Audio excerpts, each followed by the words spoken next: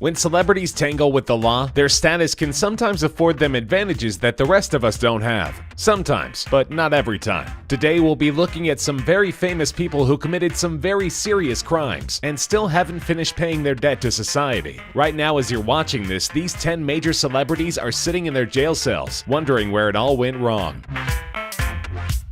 In the 1990s, nobody struck terror into the hearts of up-and-coming rap artists quite like Marion Suge Knight. The Death Row Records CEO famously ran his label like a criminal enterprise, as he was alleged to have intimidated and physically assaulted his own artists, kept active gang members on his payroll, and shook down rival businessmen for publishing rights to songs which he had no legitimate claim to, such as Vanilla Ice's Ice Ice Baby. He's even been suspected of involvement in the deaths of legendary rappers Notorious B.I.G. and Tupac Shakur, and he's been to the Big House more than once on probation violations stemming from various incidents. But a 2015 hit and run during the filming of NWA biopic Straight Outta Compton might land him there for the rest of his life. Upset with his depiction in the film, Knight had an on-set altercation with director F. Gary Gray directly before the incident at a Compton burger stand. Security footage shows Knight plowing his pickup truck into Terry Carter and Clay Sloan, former associates of his with whom he'd had a falling out. Carter died of his injuries, and Knight is currently incarcerated on $25 million bail while standing trial for his murder. He's also been indicted by a grand jury for threats he made to Gray, but that's the least of his worries. If convicted of the murder charge, he faces life in prison.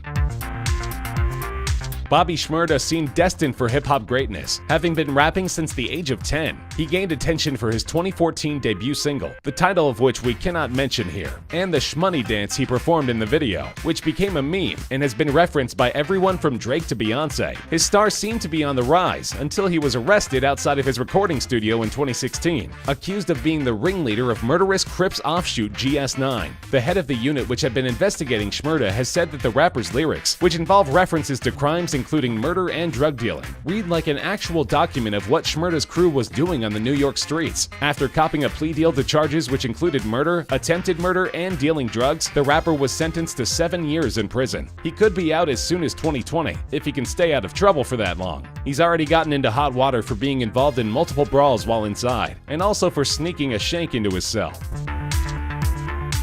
One of the most successful and influential music producers of all time, Phil Spector is credited with creating the wall of sound technique, pushing listeners' speakers to their limit while creating a dramatic theatrical sound that was new to pop music at the time. He's worked with some of the most iconic artists of all time, from the Righteous Brothers to the Beatles to the Ramones, but he had always had a reputation for abusive and even threatening behavior in the studio, and the crime that put him in prison was dramatic and shocking enough to overshadow his legendary career. In February 2003, Spector met actress Lana Clarkson during a night out on the town, and she accompanied the producer back to his mansion. What happened next isn't known for sure, but Clarkson ended up dead with a single gunshot wound to her mouth. While Spector would claim in court that it was a horrible drunken accident, his case was destroyed by the testimony of his chauffeur, who told the jury that Spector had emerged from his house with a gun in his hand, saying, "I think I've killed someone." Spector's first trial ended in a hung jury, but he wasn't so lucky at his second. In April 2009, he was found guilty of second-degree murder and sentenced to 19 years to life in prison.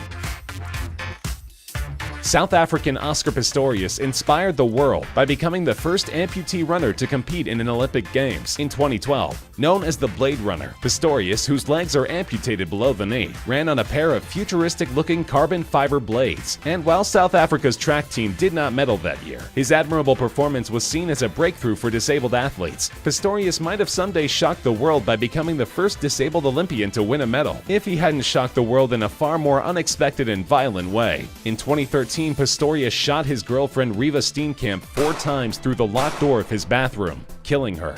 While he admitted the deed to authorities, he insisted that he had mistaken her for an intruder and had in fact believed that Steenkamp was still in bed when he fired the fatal shots. But neighbors testified that they had heard arguing earlier in the evening, and one even heard a woman scream as the shots were being fired. Pistorius was convicted of culpable homicide and sentenced to up to 5 years in prison. But after a series of appeals during which he was briefly released, the Supreme Court of Appeals reconsidered, finding him guilty not of culpable homicide, but of murder. He was resentenced in July 2016 to 6 years, even though the minimum sentence for murder under South African law is 15, as the judge noted that some time had been served and that Pistorius was remorseful.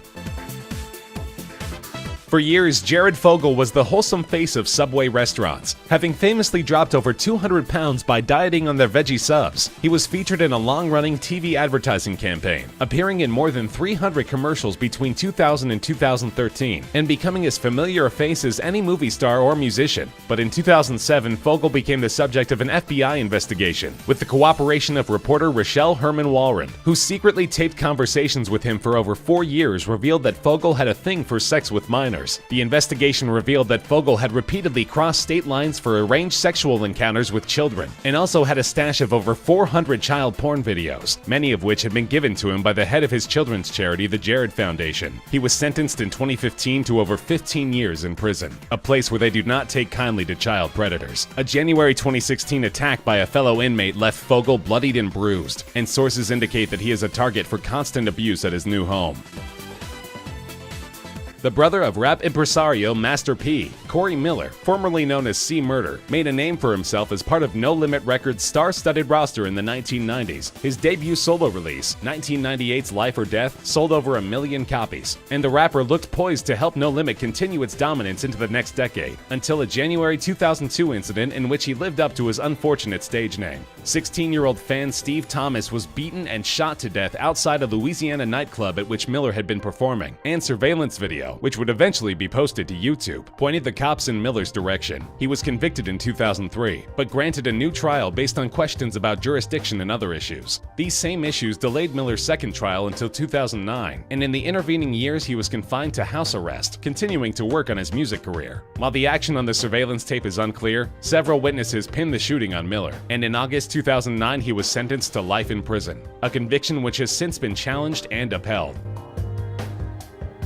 Sam Hurd was poised to become an NFL star after 5 seasons with the Dallas Cowboys. His first reception was the first completion ever thrown by Cowboys great Tony Romo, and in 2011 Hurd used his reputation as a sterling special teams player and talented receiver to secure a 3-year, $5 million free agent contract with the Chicago Bears. Unfortunately, Hurd would never get a chance to live up to his promise due to his terrible decision to get involved with the illegal drug trade. Hurd had been under federal investigation since his final days with the Cowboys, as a phone number traced to him was found in the phone of a prominent drug dealer, whom authorities had taken down. Shortly after Hurd's arrival in Chicago, the feds launched a sting, in which Hurd was recorded telling an undercover federal agent that he was interested in buying 5 to 10 kilograms of cocaine and 1,000 pounds of marijuana every single week to be sold in the greater Chicago area. Arrested and faced with this smoking gun evidence, Hurd pled guilty in a Dallas federal courtroom to attempting to procure large quantities of drugs with the intent to distribute, and was sentenced to 15 years in the slammer.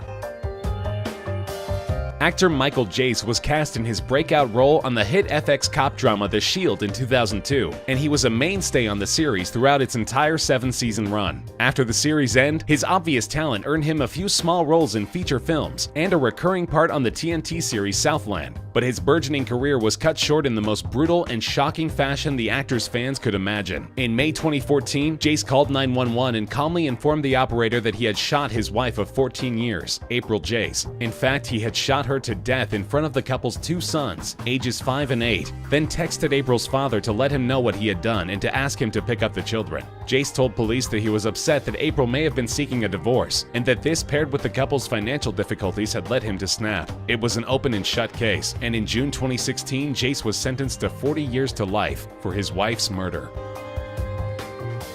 Shelley Malil is an Indian-born, American-raised actor who scored with audiences in the 2005 comedy smash The 40-Year-Old Virgin. The comic had been landing bigger and bigger roles throughout the decade, and with his appearance in comedy king Judd Apatow's hit film, he looked set to punch his ticket to true stardom. But beneath Malil's affable exterior lay some very dark impulses, and one night in 2008, those impulses took complete control. In what authorities would claim was a premeditated attack, Malil viciously stabbed his girlfriend Kendra Beebe 20 times after spotting her drinking wine with another man. Although Beebe suffered punctured lungs and lost nearly half the blood in her body, she miraculously survived the attack and was able to testify at Malil's trial on charges of attempted murder and assault with a deadly weapon. Malil's conviction was swift, and at his 2010 sentencing he expressed extreme regret, asking to be sent to prison for the pain he had inflicted. The judge obliged him, handing down a life sentence with the possibility of parole after 14 years.